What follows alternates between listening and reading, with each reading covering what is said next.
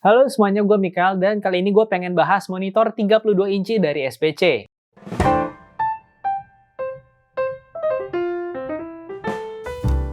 Iya, ini adalah monitor 32 inci dari SPC yang sudah gue gunakan selama sekitar seminggu ini ya. Dalam paket penjualan, kamu bakal mendapatkan adapter power monitornya, kabel HDMI, kabel DP, base-nya yang terbuat dari metal, serta tentu aja layar monitornya ini sendiri. Selain cukup besar di 32 inci, monitor ini memiliki dua kelebihan lainnya, yaitu refresh rate-nya yang besar di 144 Hz serta layarnya yang agak melengkung. Bezel-nya juga udah cukup tipis. Di ketiga sisinya, bezel-nya ini tipis, sedangkan di bagian bawahnya agak tebal dan ada logo SPC. Pada bagian belakangnya ini ada tombol-tombol untuk mengoperasikan monitor ini.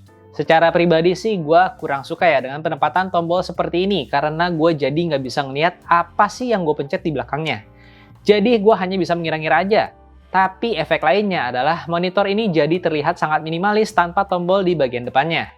Untuk panelnya sendiri, layar ini menggunakan panel VA dengan soft panel dengan response time 1 millisecond dan refresh rate-nya maksimal di 144 Hz beresolusi Full HD 1920x1080. Aspek ratio-nya 16:9 dan dengan housing berbahan plastik.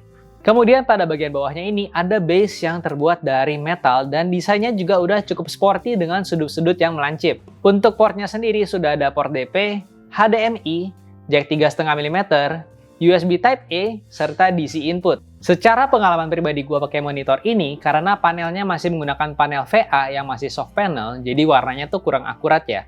Ada sedikit perbedaan warna yang tampil di layar monitor SPC ini, dengan warna yang tampil di layar laptop gue. Dan ya ini wajar aja sebenarnya. Monitor ini memang tidak ditujukan bagi yang mengincar akurasi warna yang tinggi, tapi lebih ke mereka yang mengincar refresh rate yang tinggi di 144 Hz. Dan kalau kalian tidak mau menggunakan layar ini di 144 Hz, kalian juga bisa mengatur tingkat refresh rate-nya dari 60 Hz hingga 144 Hz. Lalu karena layarnya yang besar, mungkin kalian harus mempertimbangkan untuk menggunakan kursi atau meja yang lebih cocok dengan ukuran layar ini ya. Karena secara pemakaian gue pribadi, layarnya yang besar ini bikin gue jadi agak lebih mendongak-dongak karena layarnya jadi cukup tinggi. Jadi penggunaan bangku yang lebih tinggi atau meja kerja yang lebih besar itu sangat disarankan. Oh ya, ini base-nya juga bisa diatur sudut kemiringannya ya, jadi bisa disesuaikan dengan preferensi kalian. Kemudian buat kalian yang pengen ngelihat layar dengan kontras yang lebih tinggi, di monitor ini juga ada pilihan HDR. Jadi kalian bisa melihat segala sesuatunya dengan lebih kontras.